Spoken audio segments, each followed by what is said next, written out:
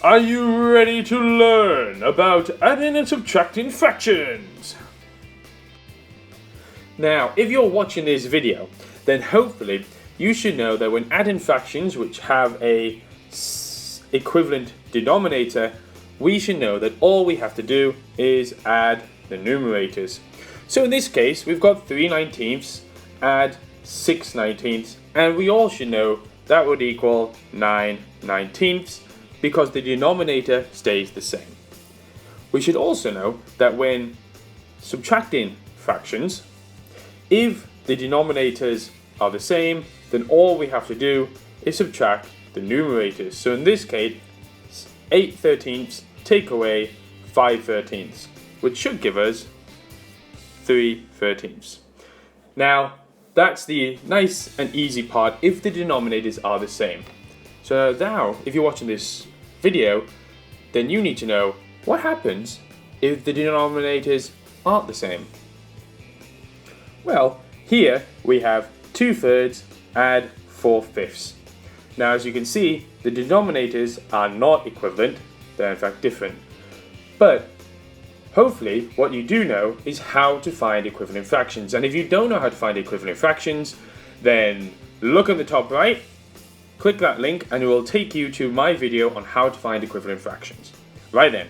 So, finding an equivalent fraction of 2/3 and 4/5, well, we know that we need to find a common multiple in both the 3 and 5 times tables. So we know that if we times 3 by 5, we will get 15. And if we times 5 by 3, we would also get 15. So if we're timesing 3 by 5, we have 15. But you also have to remember that you have to multiply the numerator by 5 as well, so that will give us 10. We're adding on, so we know 5 times 3 will give us 15. Okay, which also means that we must multiply the numerator by 3, which will give us 12.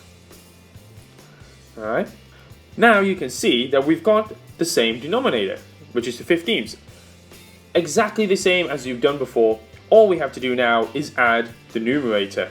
So the denominator is going to be 15, okay, and what we have here is we have 10 add 12, which will give us 22. So we have the improper fraction 22 over 15. When it comes to subtracting fractions, which also have different denominators, so they're not equal, again we have to find the equivalent fraction first. So looking at the 5 times tables and the 9 times tables, we have to find the common multiple. Now I know for a fact that 5 times 9 would give us 45, and 9 times 5 would also give us 45. So that's the common multiple. So we'll have to times this by 9, and we'll times 7 by 5. Alright, so 5 times 9 will give us 45, 4 times 9 will give us 36. Take away. So again, 9 times 5 will give us 45, and 7 times 5 will give us 35. Now, just like with addition, and like how we've done before, we can see now the denominator is equal, they're the same, so all we have to do is take away the numerator. So 45 is the denominator, and we do 36 take away 35, which we know is 1. Therefore 4/5 take away 7/9 gives us 1, can give us 1/45. Alright, so your turn. Try have a go with these ones. So can you do 6/7 add 2/3 and 22/25 subtract 4/5?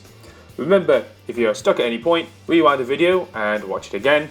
And there's also a link to my video on equivalent fractions if you can't remember how to find equivalent fractions.